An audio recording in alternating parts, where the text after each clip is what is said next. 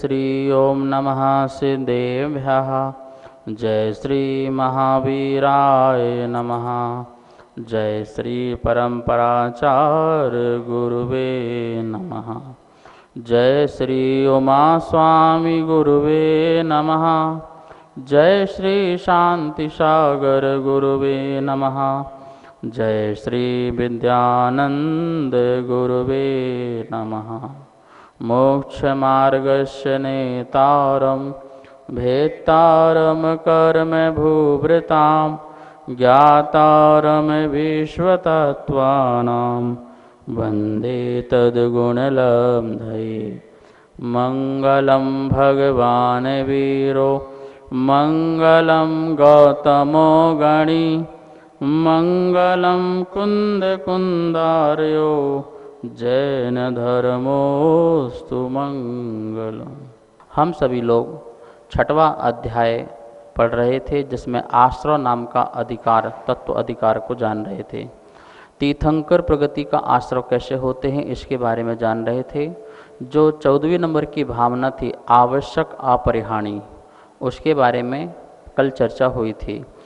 6 प्रकार के जो आवश्यक मुनिराज के हैं उसमें समता, चतुर्वंशी स्तव, वंदना और प्रतिक्रमण, इसके बारे में अपन ने कल समझा था।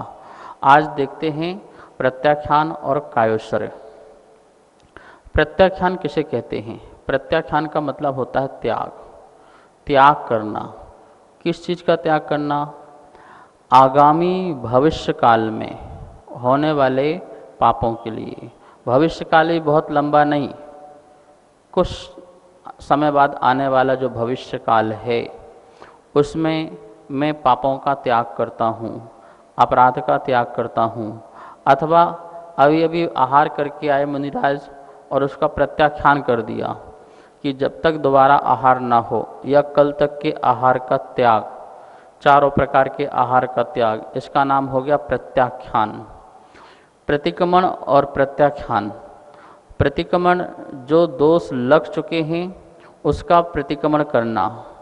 प्रत्याख्यान जो दोष नहीं लगे हैं और ना लगने दूंगा, इस प्रकार का संकल्प, इस प्रकार का जो आपकी भावना है उसका नाम है प्रत्याख्यान। हम लोग प्रत्याख्यान, जिसको प्राकृत में पचक्खाण, पचक्खण जो है, यह शब्द जो है अपने प्राकृत शब्द में आता है। हमारे मित्र पक्ष वाले लोग इस प्रत्याख्यान को बहुत करते हैं, प्रतिक्रमण को बहुत करते हैं। हमें भी यह प्रत्याख्यान और प्रतिक्रमण करना ही चाहिए। जो हमारे दोष लग जाएं, जाने अनजाने में, भूल चूक प्रमाद में और प्रमादवश जो भी हमारे दोष लगें, उसको हमें प्रतिक्रमण करना चाहिए और निर्दोषता जीवन में लाना चाहिए। और आगे यह कार्य अब मैं नहीं करूँगा, ये कार्य मैं आगे छोड़ता हूँ, अब इसका मैं त्याग करता हूँ। इस प्रकार से इसको बोलते हैं प्रत्याख्यान। मेरे से क्रोध हो गया और अब मैं प्रत्याख्यान करता हूँ कि नहीं, ऐसा क्रोध मैं अब नहीं करूँगा। ये गलती मेरे से हो गई, अब मैं प्रत्याख्यान करता हूँ कि इस प्रकार से गलती मैं नहीं करूँगा। मैंने आहार ग्रहण किया इच्छापूर्वक, अब उस इच्छा का मैं त्याग करता हूँ, उस आहार का त्याग करता हूँ कुछ समय भविष्य काल के लिए। तो इस प्रकार से जो ये संकल्पबद्धता है, जो ये त्याग की भावना है, ये आत्मा को विशुद्ध करने वाली भावना है। इस भावना से हमारे बहुत सारे विकल्प जो हैं वो बच जाते हैं, निर्विकल्पता में जाने का कारण बनता है। जैसे मान लो आपने आहार का त्याग नहीं किया, आहार किया और आहार का त्याग नहीं किया, तो क्या होगा? उसके बारे में हमारी विकथा चलती रहेगी, भोजन कथा चलती रहेगी, मन में भोजन के परिणाम आते रहेंगे। अब मुझे क्या खाना है, क्या ग्रहण करना है, ऐसे लूँगा वैसे लूँगा, और भोजन की चर्चाएं होती रहेंगी। 4 लोग बैठ जाओगे, आज तुमने क्या खाया, इससे क्या फ़ायदा है, इसको लेने से क्या विटामिन हैं, इसमें क्या प्रोटीन्स हैं, ये चर्चाएं होती रहेंगी।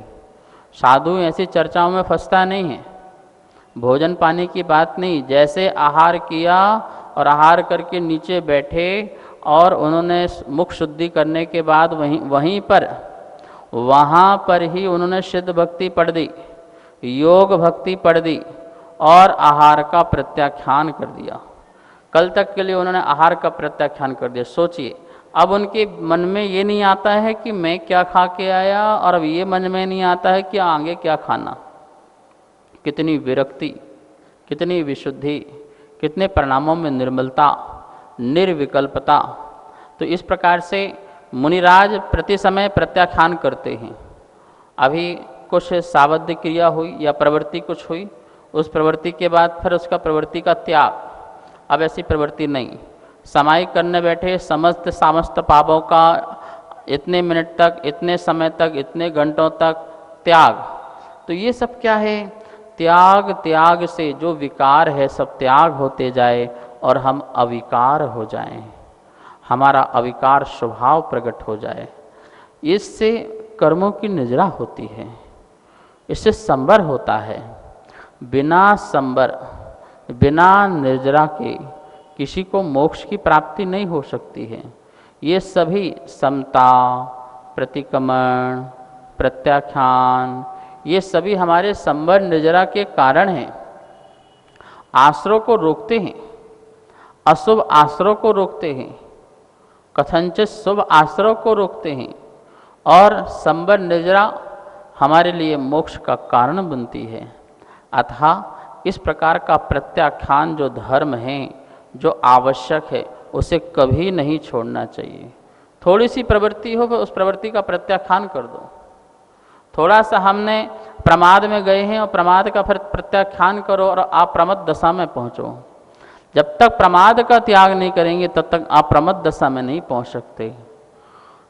आप प्रमद हमारा जरूरी आवश्यक है, पर उसके लिए जो प्रथम अवस्था में बुद्धिपूर्वक हम प्रत्याख्यान करते हैं, प्रतिक्रमण करते हैं।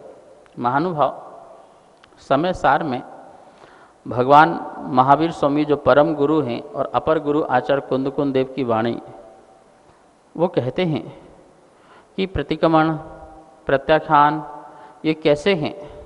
बोले ये अमृत भी हैं और ये विष भी हैं। कमाल की बात कही, अद्भुत बात है। और ऐसी बातें सिर्फ हमारे जिन शासन में ही प्राप्त हो सकती हैं। उसी को आचार्य भगवान किसी अपेक्षा से अमृत कह रहे हैं और उसी को किसी अपेक्षा से विष की उपमा दे दी। वो कहते हैं जब हम प्रमत्त दशा में हैं, प्रमाद दशा में हैं, तो हमारे लिए प्रतिक्रमण अमृत की तुल्य है। उस समय हमारा प्रत्याख्यान अमृत तुल्य है। उस समय हमारी आलोचना, उस समय हमारा स्वाध्याय, उस समय हमारी समितियाँ अमृत तुल्य हैं। उसे करना ही चाहिए, क्योंकि प्रमत्त दशा में यदि आप ये नहीं करोगे तो आप अशुभ प्रवृत्ति करोगे, हमारे लिए अमृत तुल्य हो जाती है। और बोले जब वो हम कायोत्सर्ग में हैं, हम ध्यान में हैं, अपनी आत्मा में तल्लीन हैं, शुद्ध उपयोग की दशा में हैं, उस समय हमें प्रतिक्रमण याद नहीं आना चाहिए, उस समय हमें प्रत्याख्यान याद नहीं आना चाहिए, उस समय मेरा स्वाध्याय का समय हो गया इस प्रकार का याद नहीं आना चाहिए। वैसा हम स्मरण करते हैं तो क्या है, हम कहाँ विशुद्ध परिणाम लेके बैठे हैं और उसमें याद करके अशुद्ध परिणाम में आ जाएंगे। कहाँ शुद्धोपयोग की दशा में हैं और विकल्प करके फिर हम शुभ उपयोग में आ जाएंगे। ये तो बिल्कुल ऐसे ही हो गया जल से मछली को बाहर निकालना। ऐसा अमृतचंद स्वामी ने उदाहरण दिया है कि शुभ उपयोग में आना मुनिराज को कैसा लगता है, जैसे मछली जल से बाहर आ जाए तड़पती है, ऐसे शुभ उपयोग में आने के बाद वो तड़पते हैं कि हम मुझे क्यों आना पड़ा इसमें, क्यों बार बार मैं इसे विकल्प में आता हूँ, प्रमाद दशा में आता हूँ। प्रमाद है ये। और जब मैं अपने ध्यानस्थ रहता हूँ, एकत्व परिणाम को रहता हूँ, तो उस समय मैं अप्रमत्त रहता हूँ। इस प्रकार से प्रत्याख्यान, प्रतिक्रमण आदि जो हैं वो हमारे लिए अमृत तुल्य भी हैं, और जब हम शुद्धोपयोग में हैं तो वो विश्व रूप भी हैं। नमोस्तु चर्चरी। यहाँ पर प्रत्याख्यान की बात चल रही है तो मेरे मन में एक जिज्ञासा उत्पन्न हो रही थी कि जैसे मुनि महाराज प्रत्याख्यान कर देते हैं आहार के बाद, तो क्या श्रावक भी प्रत्याख्यान कर सकते हैं? जैसे श्रावक ने आहार किया तो 1-2 घंटे का भोजन का त्याग, आरंभ सारंभ का कोई भी कार्य किया तो इतने घंटे हम ये कार्य नहीं कर सकते हैं, तो क्या श्रावक भी इस तरह का प्रत्याख्यान कर सकता है क्या? जिस प्रकार से साधु संत का प्रत्याख्यान आवश्यक गुण है, तो वो तो प्रत्याख्यान करते ही करते हैं। लेकिन श्रावक का जो है प्रत्याख्यान आवश्यक नहीं है, लेकिन उसका वो पालन कर सकता है। वैसे श्रावक का भोगोपभोग परिमाण है, व्रत है, वो भोग और उपभोग का परिमाण बनाता है। देश व्रत आदि का वो सीमा बनाता है। जैसे उसने भोजन का परिमाण बना लिया कि मैं 2 टाइम भोजन करूँगा, तो उसका नियम से भोजन के बाद उसका दूसरे भोजन का त्याग हो गया। लेकिन प्रत्याख्यान जो है मुनिराज का जीवन पर्यंत के लिए हो जाता है। उन्होंने भोजन के बाद भोजन का त्याग किया तो वो भोजन का त्याग ही हो जाता है। वो तो फिर पुनः प्रत्याख्यान का त्याग करके फिर प्रत्याख्यान करते हैं। जो नियम लिया उस नियम का प्रत्याख्यान करते हैं पुनः, और फिर भोजन करने के बाद फिर उसका प्रत्याख्यान कर देते हैं। ऐसा अंतर समझना। श्रावक भी कुछ सीमा तक प्रत्याख्यान का पालन कर सकता है, कुछ लिमिट बना करके कि हम 4 घंटे 5 घंटे अब ये आराम सारम नहीं करेंगे, इस प्रवृत्ति नहीं करेंगे, इसका प्रत्याख्यान करता हूँ। वो आलोचना का अधिकारी होता है। वैसे तो आलोचना करता है कि जो मुझसे कार्य गलत हुए मैं उनकी आलोचना करता हूँ, अब आगे नहीं करूँ। फिर भी वो करता है क्योंकि उसके आरम सारम में आता है। फिर भी प्रत्याख्यान का अभ्यास कर सकता है। 1 टाइम भोजन लिया, शाम तक का त्याग या कल तक का त्याग। क्रोध हो जाए, लड़ाई झगड़ा हो जाए, मैं प्रत्याख्यान करता हूँ कि इस प्रकार से अब कसाय नहीं करूँगा, वो प्रत्याख्यान कर सकता है। किसी प्रकार से उससे गलत प्रवृत्ति हो जाए, ये मुझसे अपराध हुआ है, मैं इसका प्रत्याख्यान करता हूँ, इसका मैं त्याग करता हूँ, संकल्प लेता हूँ, तो वो भी कर सकता है। तो इस प्रकार से कथनचित वह भी इसका पालन कर सकता है। तो इस प्रकार से अपन ने 5वां नंबर का आवश्यक प्रत्याख्यान पढ़ा, समझा, और इसे आवश्यक परिहानी में मुनिराज नियम से करते ही करते हैं। अब आया 6वां नंबर का जो आवश्यक है वो है कायोत्सर्ग।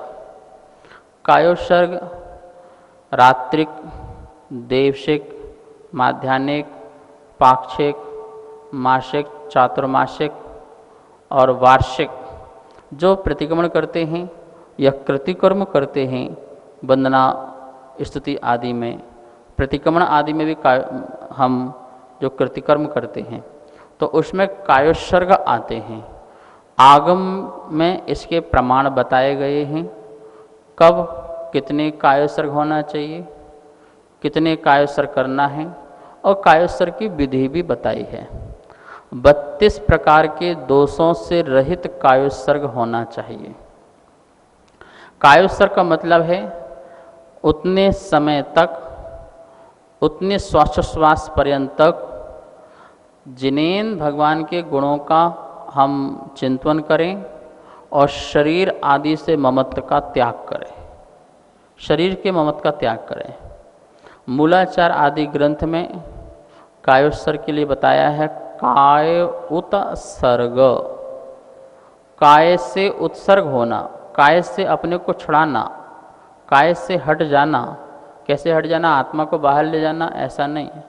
काय के प्रति जो राग भाव था, काय के प्रति जो ममत्व भाव था, उस ममत्व भाव से अपने को छुड़ा लेना और अप्पा अपम्मी रदो, आत्मा आत्मा में रत हो जाए।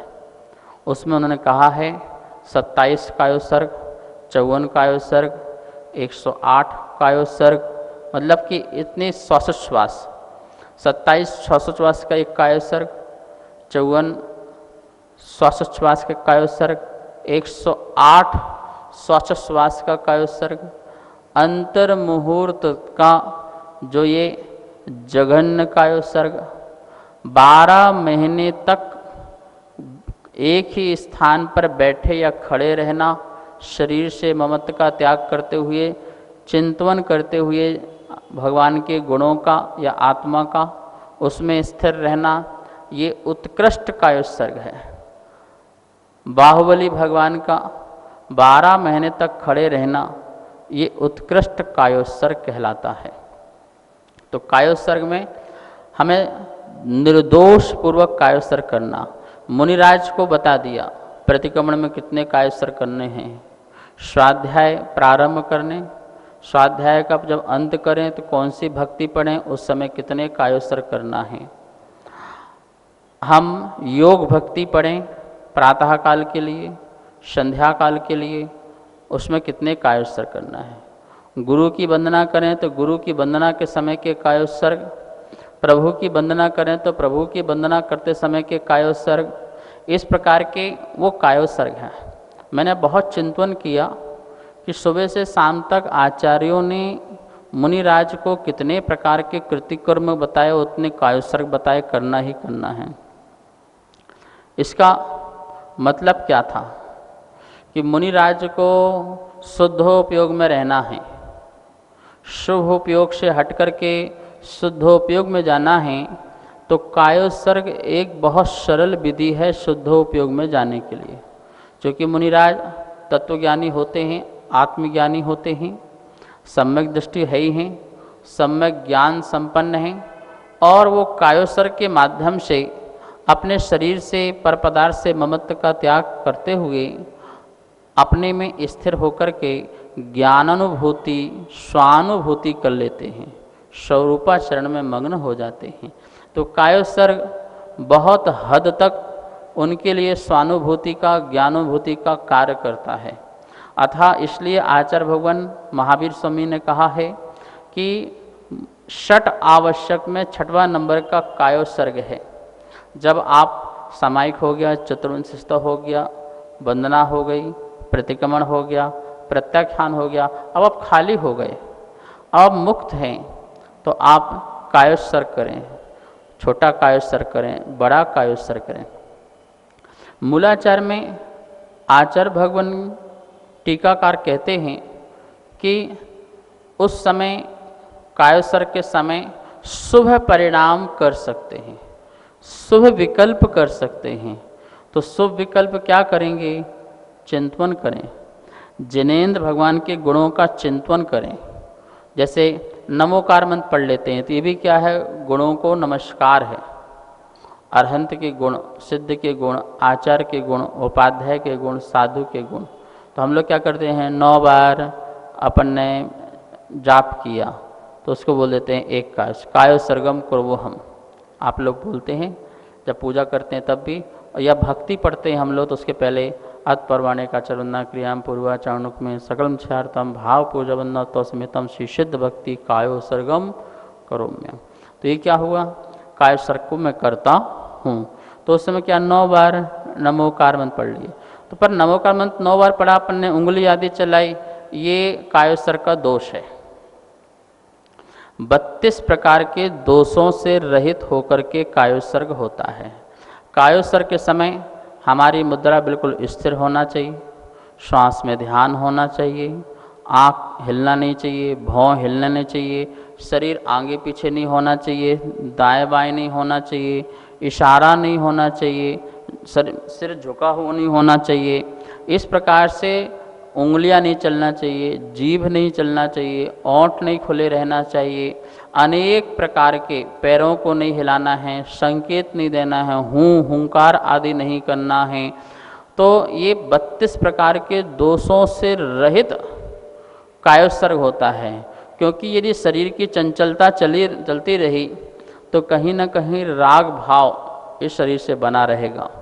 फिर उस समय जो काय के प्रति जो मूर्छा भाव है वो छोड़ना चाहिए, वो छूट नहीं पाएगा।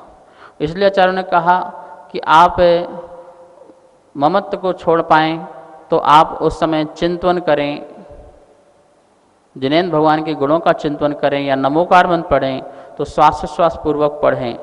एक श्वास लेते समय नमो रहंताणम, श्वास छोड़ते समय नमो सिद्धाणम, श्वास लेते समय नमो आयरियाणम, श्वास छोड़ते समय नमो ओवज्झायाणम, फिर श्वास लेते समय नमो लोय और छोड़ते समय सौव शाहुणम। ये 3 श्वासोच्छ्वास है। ये 3 श्वासोच्छ्वास में एक बार नमो कर्मंत पंच परमेष्टि का ध्यान हो जाता है और वो सहज रूप से सांस लेना है। यदि आपने बनावटी सांस ली जानबूझ के सांस ली तो वो भी कायोत्सर्ग का दोष है। सहजता से छाती को हिलाना नहीं है, नीचे नहीं झुकाना है, सहज से बैठे हुए हैं और उस समय हम जिनेंद्र भगवान के गुणों का चिंतन करते हुए प्रत्येक श्वास में, तो उससे हमारे जो विकल्प बाहर के हैं वो छूट जाते हैं। परिवार संबंधी, प्रसिद्धि संबंधी, पद संबंधी, परिग्रह संबंधी, पुष्य कमंडल का भी उसमें विकल्प नहीं आता है। मेरे पास शास्त्र है उसका भी विकल्प नहीं आता है। उपदेश देना है इसका विकल्प नहीं आता है। अभी मुझे प्रतिगुण करना है, प्रत्याख्यान करना है, इसका विकल्प ही नहीं आता है। समस्त विकल्पों से मुक्ति का कारण होता है कायोत्सर्ग। और जो व्यक्ति कायोत्सर्ग करना प्रारंभ कर दे, लोग बहुत बड़े बड़े ध्यान करते हैं, पता है आपको, ध्यान के पहले कायोत्सर्ग है। 12 प्रकार के तप होते हैं, उसमें 6 प्रकार के अंतरंग तप होते हैं, प्राश्चित, विनय, वैयावृत्ति, स्वाध्याय, व्युत्सर्ग और फिर आता है ध्यान। वो विसर्ग क्या है, उसका नाम ही कायोत्सर्ग है। विसर्ग मतलब भी छोड़ना, विशिष्ट प्रकार से उत्सर्ग होना, कायोत्सर्ग है। तो 5वां नंबर का अंतरंग तप, और पूरे 12 तपों में देखें तो 11वें नंबर का वो तप है, कायोत्सर्ग नाम का तप है। आवश्यक में भी है और 12 तप के 11 नंबर के तप में वो विसर्ग नाम का, कायोत्सर्ग नाम का तप है, ये तप है। फिर इसके बाद ध्यान है, 12वें नंबर में ध्यान है। ध्यान सहज नहीं बन सकता, ध्यान के पहले आपको कायोत्सर्ग मुद्रा में होना है। कायोत्सर्ग एक साधन है और ध्यान साध्य है। वो साध्य है, जो लक्ष्य है, जो हमारा परम उद्देश्य है, एकाग्र हो जाना, एक अग्र, आत्मा में अग्र हो जाना। अग्र मतलब आत्मा को आगे करके एक में ही स्थित हो जाना, वो हमारा ध्यान है। चिंता निरोधा, चिंताओं का निरोध करना, वो ध्यान है। तो इस प्रकार से हमें कायोत्सर्ग जो है उसके लिए बहुत अभ्यास करना चाहिए। आचार्य श्री नमोस्तु जो नमोकार मंत्र में श्वासोच्छ्वास का बताया है कि 3 श्वासोच्छ्वास में नमोकार मंत्र पढ़ना, तो ये गिनती क्यों बताई है? देखिए, जो छोटे कायोत्सर्ग हैं उस समय आचार्यों ने गिनती इसलिए बताई कि यदि हम उतनी गिनती तक ध्यान रखेंगे तो ज़्यादा लंबा हमें समय में विकल्प नहीं करना पड़ेगा। जैसे आचार बनना हुई तो बोले 1 कायोत्सर्ग करो, तो उसमें आपको बताया कि 27 श्वासोच्छ्वास कीजिए। अब उस श्वासोच्छ्वास में आप क्या करेंगे, तो उसमें आपने नमोकार मंत्र पढ़ लिया, जिनेंद्र का स्तवन कर लिया। उससे ज़्यादा बड़ा कायोत्सर्ग करेंगे तो आपको विकल्प हो सकता है। जैसे प्रतिक्रमण हुआ, प्रतिकोण में 2 कायोत्सर्ग करना है या 4 कायोत्सर्ग करना है, तो उतने समय तक हमें ध्यान रहे कि हम कायोत्सर्ग में हैं। तो आचार्य ने कहा कि श्वासोच्छ्वास, इससे क्या होती है, श्वास में ध्यान करने से हमारी मंद मंद मंद श्वास होती है तो चित्त में चंचलता कम होती है। इस प्रकार से आप 27 बार तक आप गिन के करो और उसके बाद आप फिर गिनो मत। फिर यदि आपका मन करता आप बैठे रहो, अब श्वासोच्छ्वास में ध्यान कर लो। इस प्रकार का ये 27 बार जो प्रारंभ अवस्था है, कोई 27 में नहीं टिक पाता है तो 54 में टिके, 54 में नहीं टिक पाता है तो 108 में टिके, और इसके बाद फिर वो आगे बिना गिनती के करता रहे तो वो लंबा कायोत्सर्ग हो जाएगा, मध्यम कायोत्सर्ग हो जाएगा। और 12 साल तक बैठा रहे तो गिनने की ज़रूरत थोड़ी है। फिर बाहुबली श्वासों को गिनते थोड़ी रहे, फिर तो वो उत्कृष्ट कायोत्सर्ग है। बस वो तो काय से ममत छोड़ करके अपने श्वास और आत्मचिंतन, उसके बीच में परमात्मा स्तवन, परमात्मा का गुणगान, फिर आत्मचिंतन, इस प्रकार के वह शुभ परिणाम, फिर शुद्धोपयोग, शुभ परिणाम, शुद्धोपयोग, इस प्रकार के कार्य में लग जाते हैं। तो प्रारंभिक अवस्था में चित्त की चंचलता रोकने के लिए आचार्य कहते हैं तुम 27 बार करो, 54 बार करो, और ज़्यादा चंचलता है तो 108 बार करो, तो उसको गिन के करो, इसलिए चित्त की चंचलता रोकने के लिए। और जब चंचलता रोकने लग जाए तो फिर अब गिनने की किसी प्रकार की आवश्यकता नहीं पड़ती है। इस प्रकार से आवश्यक भावना जो तीर्थंकर प्रगति बनने के आश्रय के कारण ही अपन ने उसमें 6 बातें जानी। तो ये 6 बातों को जो त्यागी मुनि व्रती आदि करें तो उनको भी तीर्थंकर प्रगति का आश्रय हो सकता है। आज का स्वाध्याय अब संपन्न करते हैं। हम सब लोग जिनवाणी स्तुति करेंगे। जावाणी के ज्ञान से सूझे लोकालोक, शोवाणी मस्तक धरो सदा देत हो धो। हे जिनवाणी भारती तो हे जपो दिन रेन, जो तेरी शरणा धरे सो पावे सुख से। सभी को बहुत बहुत मंगल आशीर्वाद। सभी को सादर जय जिनेन। मैं आरती जैन। जैसा कि आप सभी आचार्य प्रज्ञा सागर महाराज जी द्वारा पढ़ाए जा रहे तत्वार्थ सूत्र का आनंद ले रहे हैं, आप सभी के सहयोग से निरंतर तत्वार्थ सूत्र जी की पुस्तकें छप रही हैं। 4थे अध्याय की पुस्तकें छपने को जा चुकी हैं। 5वें अध्याय की पुस्तकें छपवाने हेतु जो भी महानुभाव दान करना चाहता है, पुण्य का भागीदार बनना चाहता है, तो संपर्क करें। आरती जैन, जय जिनेन।